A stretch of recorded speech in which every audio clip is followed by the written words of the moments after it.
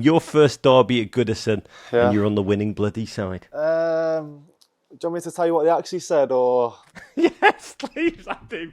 My guests today have had a front row seat to one of the most alchemic stories in all of sports of all time. Talking about manager Sean Dyche's tracksuit era. Oh, two blokes who've personally lived the omnipotent power and good vibes it's brought to Everton's magical, honestly quasi-religious late season run. Let us unlock its mysteries now with supremo versatile midfielder and still Gang FC part owner James Garner, and welcome back to a gent who I will go to my grave believing should be nominated for the Nobel Prize for Poetry. He's that good. Bella ciao, Dominic Calvert-Lewin. Yes, how are you, Raj? You okay? We're talking just 2 weeks before the end of a singular surreal season for Everton. We became the first club in top flight history to receive 2 points deductions in a single season. You'll never sing that. As an Everton supporter, I've got to say those deductions, they felt like an injustice and a little bit doomy. You've had to live through them as players. And James, can you put into words what it feels like when you have worked so bloody hard to earn those points and then just have them ripped away? Don't think I can pinpoint a word, but I'd say it's not ideal. You know, of course, especially when it's completely out of your control. So luckily for us, when we did get the points deducted, we went on a bit of a run and, you know, we got them back straight away. So that was a positive. The points deduction, like a new manager bounce, and we will get to that and then some. But Dom, you have had moments of wonder. You've also had moments of challenge this season. After beating Liverpool 2-0 in the Merseyside Derby, that towering header, probably the only going away present that Jurgen Klopp wishes that he could return. You admitted that during the season you've had to, quote, hang in there at times, and sometimes you feel like you're pushing and just not getting much back. When you're living through those dark moments, and spoiler alert, we know it ends well, when you're trying to keep pushing, what do you tell yourself internally to help you get through? I suppose it's quite a broad thing to say, believe in yourself, but believe in what you've always done and believe in what's got you here. So just keep preparing the right way, keep training the right way, keep working hard. And it's those things that sound cliche, and just keep believing that the penny's going to drop. And, you know, I said it didn't feel quite natural to me to go so long without scoring a goal. So it was a new experience for me. But I always believe that through adversity, you know, you grow as a person and it makes you stronger. So I'm happy to be sat here now, having scored a few goals and not on that goal drought anymore.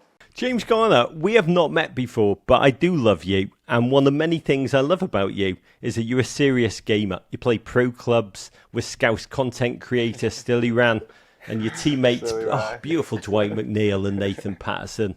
You're part of Still Gang FC. I am. And I do wonder, watching you, what have you learned about your teammates or about football by playing pro clubs that you might not have known otherwise? I wouldn't say I've learned much from them, but, you know, it's always nice to Team bonding. especially when you're away from football. You know, like the lads are still. As soon as we get away from here, we're back online and we're back on the headset and we're having some fun. So yeah, no, it's nice. Mikolenko, a pro club's beast. Does Miko play? I've not played with Miko, but I would put myself up there in terms of the best, because I had a tournament this year and I was the one that ended as victorious, so I would say I am probably the best FIFA player. Future Everton manager James Garner, number one tactic, just wear a tracksuit, but we will get to that as we sit here.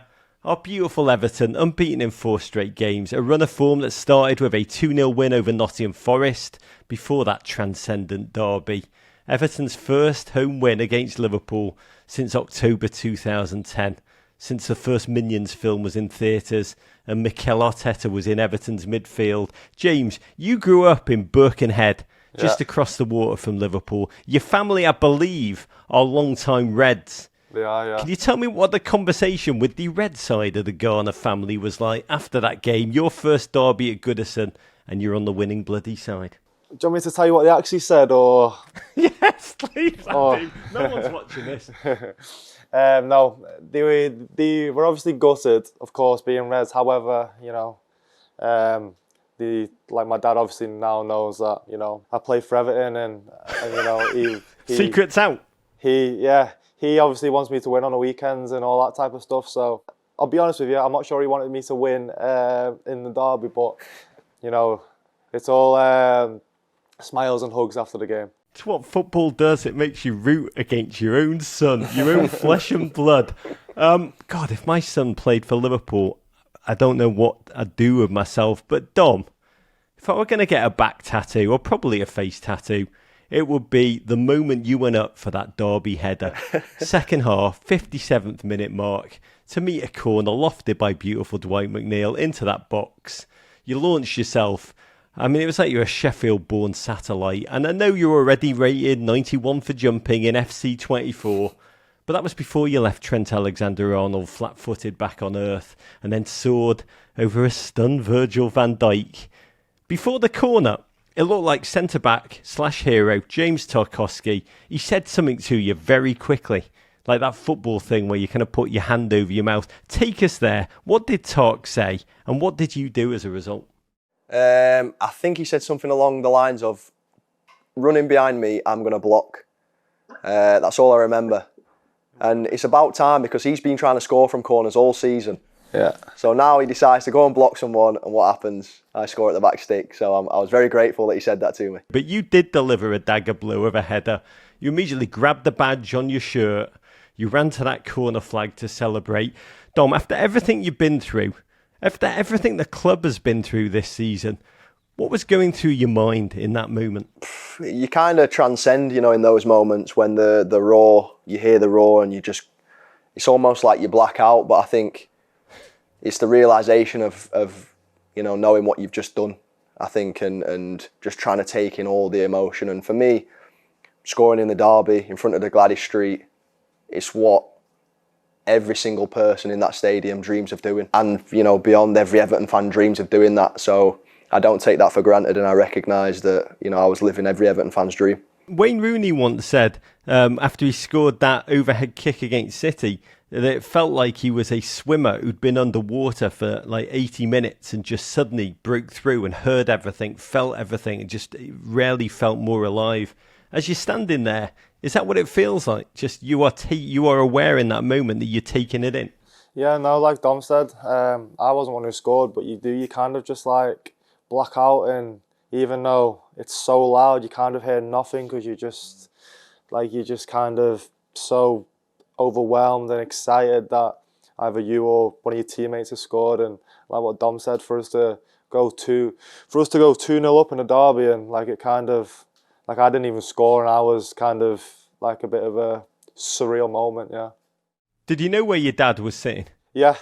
No, he sits in the same place. I didn't give him any fingers or nothing like that. No, but yeah, no. He had a little word with me after the game, and yeah. You pissed me off, son. You pissed me off, but I love you. Less than 72 hours later, barely enough time to watch all 8 seasons of Game of Thrones, a 1-0 win over Brentford guaranteed that Everton Football Club would remain in the Premier League for another beautiful season. And there were such joyous scenes at Goodison Park that night. The crowd defiantly sang, "We shall not be moved."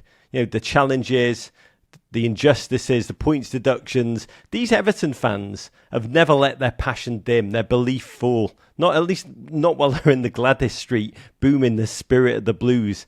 Can you both put into words, as players, the role these Everton fans have played in this season? Yeah, they've played a massive part, and I think I can only speak for my experience of playing for Everton, really, that the fans can be so influential, and more often than not, the Everton fans are there when you need them. And I think Goodison, like Jimmy said, when the fans are there and singing in full song, Goodison's rocking, and it really does spur you on. It's not like something we just say to say, you know, to please everybody. You can feel it.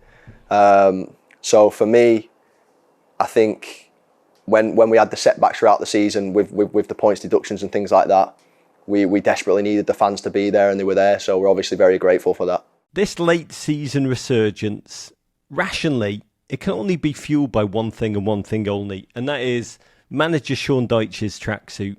he used to be all suit and tie, but then he went into the polyester genre, and it instantly acted like a wearable version of the One Ring, just like a nylon elder wand.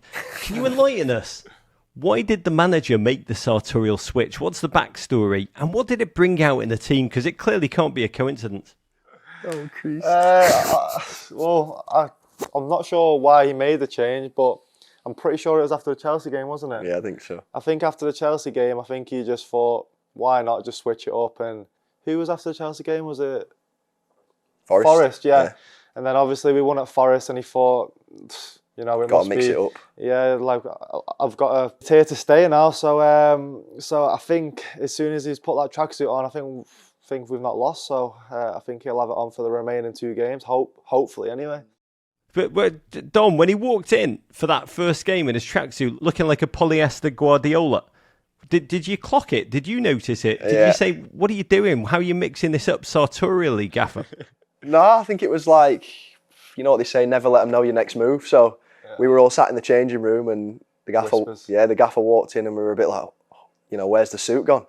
But then we won, so it was. I like it. Yeah, the power of the tracksuit. Here's the big question: will the Dyche tracksuit lose its power if it's washed? Well, I'm pretty sure he washes it. Yeah. How do you know he's not washed it?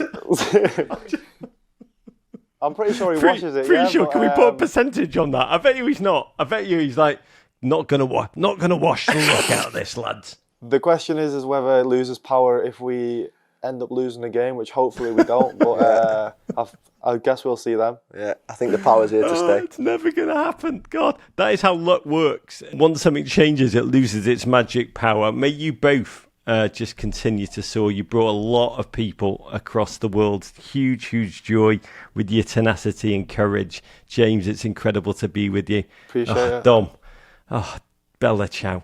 Courage. There you go. Cheers, Rog.